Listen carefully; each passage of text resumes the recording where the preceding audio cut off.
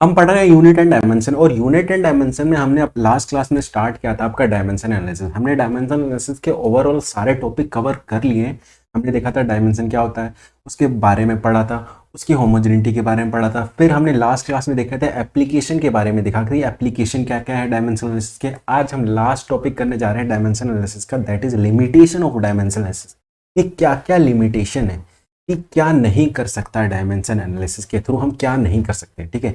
तो वो हम देखने जा रहे हैं कि लिमिटेशन ऑफ डायमेंशन एनालिसिस आज का टॉपिक है, that is limitation of dimension analysis. Limitation of dimension analysis, देखिए क्या क्या लिमिटेशन है। तो पहला जो लिमिटेशन आपको बता रहा हूँ, पहला लिमिटेशन ये है कि हम इसमें कांस्टेंट की वैल्यू फाइंड नहीं कर सकते। हम डायमेंशन एनालिसिस में कांस्टेंट की वैल्यू फाइंड नहीं कर सकते। जैसे कि एग्जांपल देखिए, जैसे एग्जांपल है ये, एग्जांपल में देखिए जैसे ये के हमने ये फाइंड किया था, हमने इस ये हमने फॉर्मूला ड्राइव किया था, बट हम ये नहीं बता सकते डायमेंशन एनालिसिस के थ्रू कि ये के की वैल्यू क्या है। के की वैल्यू हम डायमेंशन एनालिसिस के थ्रू हम नहीं बता सकते, ये हम एक्सपेरिमेंटली ही ड्राइव कर सकते हैं। डायमेंशन एनालिसिस के थ्रू हम इस कांस्टेंट की वैल्यू ड्राइव नहीं कर सकते। तो ये इसकी क्या है, लिमिटेशन है कि हम कांस्टेंट की वैल्यू ड्राइव नहीं कर सकते। ठीक है, लिखिए के can not be calculated using dimension analysis. और एक्सपेरिमेंट के थ्रू जब हमने के कैलकुलेट किया तो के की क्या वैल्यू है 2 पाई, के की क्या वैल्यू है 2 पाई, जो होता है आपका, फिर बनता है आपका formula 2 pi up into L by G. ठीक है, ये एक्सपेरिमेंट के थ्रू ये वैल्यू जो 2 पाई आई एक्सपेरिमेंट के थ्रू आई। ठीक है, डायमेंशन एनालिसिस के थ्रू ये हम के की वैल्यू फाइंड नहीं कर सकते, किसी कांस्टेंट की वैल्यू फाइंड नहीं कर सकते by the help of dimension analysis. ये क्या है, इसकी पहली लिमिटेशन। नाउ सेकंड लिमिटेशन पे बात करते हैं।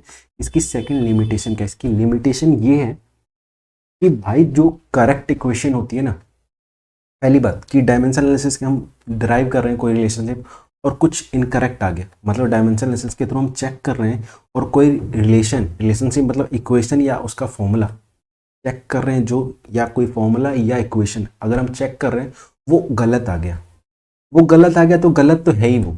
अगर डायमेंशन एनालिसिस के थ्रू कोई फॉर्मूला या इक्वेशन अगर गलत आ गया तो क्या वो गलत ही है। पर अगर कोई करेक्ट आ गया, डायमेंशन एनालिसिस के थ्रू कोई करेक्ट आ गया, यहाँ ये करेक्ट है, उसको हम श्योरिटी नहीं कह सकते कि ये फिजिकली भी करेक्ट है कि नहीं है।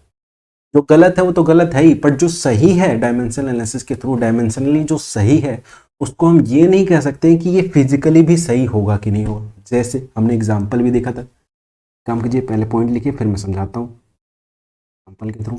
देखिए equation which is dimensionally correct,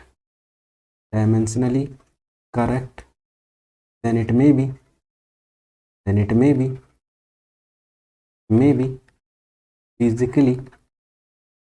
may be physically incorrect, physically गलत भी हो सकता है, मे बी फिजिकली इनकरेक्ट। जैसे एग्जाम्पल, जैसे हमें पता है displacement Newton second law of motion के थ्रू जो डिस्प्लेसमेंट की वैल्यू है, जो डिस्प्लेसमेंट आई इक्वेशन आई वो ये थी,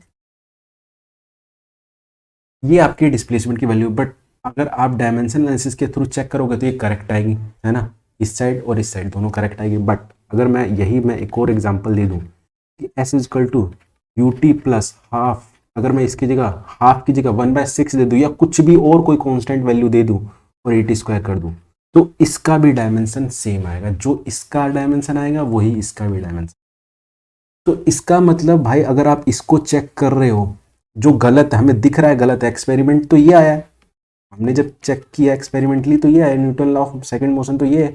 बट जब हम इसको डायमेंशनली चेक करेंगे तो इसका भी डायमेंशन सेम ही आएगा, मतलब सही आएगा, क्योंकि कांस्टेंट का तो कोई डायमेंशन होता नहीं, इसका तो कोई डायमेंशन नहीं, बाकी इन दोनों का डायमेंशन होता है। जो चेक करके ये भी सेम है, ये भी सेम है, ये भी सेम, ये भी सेम, तो दोनों का डायमेंशन सेम आएगा।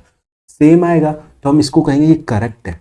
डायमेंशनल एनालिसिस के थ्रू हम चेक करेंगे तो हमें लगेगा अरे ये तो करेक्ट है, पर करेक्ट है बट ये फिजिकली तो इनकरेक्ट है ना। फिजिकली क्या है, ये इनकरेक्ट है, फिजिकली एक्सपेरिमेंटली ये गलत है, क्योंकि यहाँ पे के की वैल्यू, कॉन्स्टेंट की वैल्यू क्या है, गलत है। तो ये क्या कहता है डायमेंशनल एनालिसिस की, ये लिमिटेशन है कि भैया जो करेक्ट होगी ना, जो इक्वेशन या फॉर्मूला जो करेक्ट होगा वो ये नहीं हो सकता कि वो फिजिकली भी सही ही हो, फिजिकली भी करेक्ट हो सकता है, वो फिजिकली इनकरेक्ट भी हो सकता है। ठीक है, तो ये इसकी लिमिटेशन है, सेकंड लिमिटेशन। ठीक है, नाउ थर्ड लिमिटेशन की बात करते हैं। ये कोई दो ड्राइव क्वांटिटी एक साथ ड्राइव नहीं कर सकता, मतलब दो क्वांटिटी को एक साथ ड्राइव नहीं कर सकता। मतलब एग्जांपल में देखिए, जैसे मैंने कहा कि जैसे s इजकल टू, अगर मेरे को ड्राइव करना है, रिलेशनशिप ड्राइव करना है, तो मैं सिर्फ ये ऐसा इक्वेशन ड्राइव कर सकता हूँ, या मैं सिर्फ ऐसा इक्वेशन ड्राइव कर सकता हूँ। ठीक है, ठीक है, तो मैं कुछ ऐसा इक्वेशन ड्राइव कर सकता हूँ या ऐसा इक्वेशन ड्राइव कर सकता हूँ। मैं इस डायमेंशनल एनालिसिस के थ्रू मैं कभी भी ऐसा ड्राइव नहीं कर, ये ड्राइव कभी नहीं कर पाऊंगा, मतलब दो टर्म में हम ड्राइव नहीं कर पाएंगे, दो टर्म में हम इसको ड्राइव नहीं कर पाएंगे यूजिंग डायमेंशन एनालिसिस। हम सिर्फ एक ही टर्म में ड्राइव कर सकते हैं, दो टर्म में ड्राइव नहीं कर सकते। तो ये क्या हुई, इसकी लिमिटेशन होगी, इसकी कमियां हुई, तो ये भी एक कमी है। ठीक है, तो इस कमी को भी लिखिए।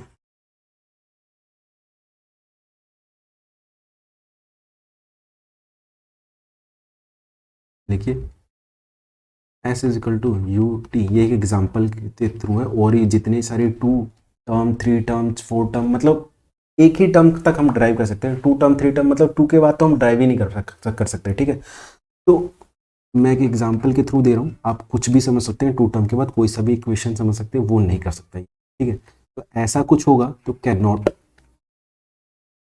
B derived, not be drive, not be drive this type of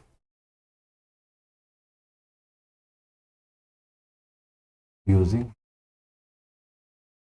using using dimension,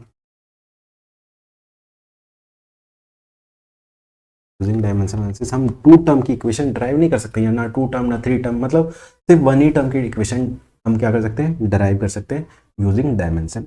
तो क्या होगी, ये एक लिमिटेशन होगी। नाउ सेकेंड लिमिटेशन और फोर्थ लिमिटेशन देखिए, हम मैकेनिक्स पढ़ रहे हैं, मैकेनिक्स पढ़ रहे हैं तो हम सिर्फ तीन ही टर्म पे बात करते हैं, मास, लेंथ और आपका टाइम।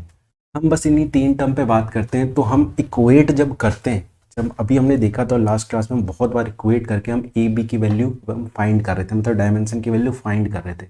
बट सोचो, अगर दोनों साइड, जैसे एक एग्जांपल देता हूँ, जैसे मैं कहता हूँ फोर्स डिपेंड करता है force directly proportional to m r v, मान लो ये। ठीक है, एम पे भी, आर पे भी, वी पे, और चलो एक और एग्जांपल लेता हूँ, टी ले लेते हैं। ठीक है, एम एन टी। ठीक है, तो कुछ इस पे डिपेंड करेगी आपकी फोर्स की वैल्यू, जिस पे आपका एम कुछ होगा, ए इसकी पावर बी, इसकी पावर सी, इसकी पावर डी, ये कुछ ऐसा है रिलेशन। बट जब आप फोर्स को लिखोगे, फोर्स को किसकी टर्म में लिखोगे, एम की टर्म में, एल की टर्म में, टी की टर्म, बस ये इसी की टर्म में लिखोगे, है ना। और आप यहाँ से आप इक्वेट करोगे तो आप ए बी सी की वैल्यू फाइंड आउट कर सकते हो, बट आप डी की वैल्यू फाइंड नहीं कर सकते। आप डी की वैल्यू फाइंड नहीं कर सकते क्योंकि हम तो इस तीन ही टर्म में लिखते हैं, है ना, क्योंकि हम मैकेनिक्स पढ़ रहे हैं और मैकेनिक्स हम तीन ही टर्म की बात करते हैं। और ये इस तीन के टर्म के थ्रू हम ये वैल्यू फाइंड नहीं कर सकते, हम रिलेट ही नहीं कर पाएंगे, कंपेयर ही नहीं कर पाएंगे, क्योंकि भैया आपके अननोन ज़्यादा हैं। ये तो अननोन हो गए ना, आपकी नोन क्वांटिटी है तीन और अननोन है चार, कैसे ड्राइव करोगे, कैसे सॉल्व करोगे कि आपके अननोन से ज़्यादा क्या है, आपके सॉरी आपके नोन से ज़्यादा क्या है, अननोन है। ठीक है, तो हम ये ड्राइव नहीं कर सकते, ये वैल्यू डी जो वैल्यू है आपकी ड्राइव नहीं कर पाएंगे। तो क्या है, ये भी एक लिमिटेशन है। ठीक, ये भी क्या है, एक लिमिटेशन। ठीक है, तो इस पॉइंट को लिख लीजिए, लिखिए, the dimension the dimension analysis the dimension analysis method third work only if there are as many equation available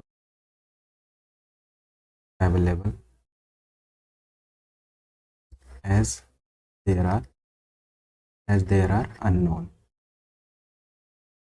dimension analysis method तभी काम करता है जब आपके जितने इक्वेशन हो उतने ही अननोन होने चाहिए। अगर ज़्यादा अननोन हो गया, इक्वेशन से ज़्यादा अननोन हो गया, तो कैसे ड्राइव करोगे? तो ड्राइव ही नहीं कर पाओगे। ठीक है, ये आपकी क्या है, फोर्थ लिमिटेशन है। ठीक है, तो वर्क सिर्फ वहीं पे करता है जहाँ पे आपकी जितनी इक्वेशन हो और उतने ही क्या होने चाहिए, अननोन हो। अगर इससे ज़्यादा हो गया तो वो नहीं काम कर पाएगा। ठीक है, और जो हमारी इक्वेशन किस किस की टर्म में होती है, मास, लेंथ और टाइम के टर्म में होती है। और इससे ज़्यादा हो गया तो हम डराइव नहीं कर पाएंगे यूजिंग डायमेंशन एनालिसिस। ये कुछ लिमिटेशन थी किसकी, आपकी डायमेंशन एनालिसिस की।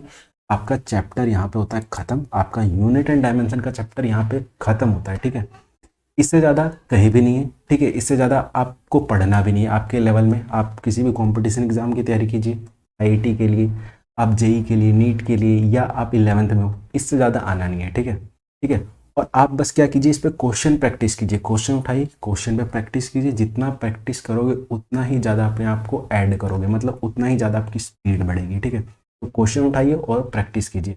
नेक्स्ट क्लास में हम बात करेंगे आपके बेसिक मैथमेटिक्स पे, कि हम फिजिक्स पढ़ते हैं, फिजिक्स को हम जब ऑब्जर्व करते हैं तो कुछ कैलकुलेशंस होती है, वो कैलकुलेशन मैथ की टर्म में होती है। तो हमें फिजिक्स में पढ़ने के लिए कुछ मैथ के टर्म्स आने चाहिए। आप अभी 11th क्लास में हो और आपने अभी इंटीग्रेशन सीखा नहीं है, इंटीग्रेशन है 12th क्लास में, तो आप 1 साल तक वेट थोड़े ना करोगे। तो आपको जो बेसिक जितनी ज़रूरत हो सकती है फिजिक्स में उतना हम कवर कर लेंगे आपका बेसिक मैथमेटिक्स में, कि हमें जितनी ज़रूरत मैथ पढ़ने की है उतना हम पढ़ लेंगे। ठीक है, तो नेक्स्ट क्लास में स्टार्ट करेंगे आपका बेसिक मैथमेटिक्स। ठीक है, आज की क्लास को इतने ही रखते हैं, मिलते हैं नेक्स्ट क्लास में। Thank you guys.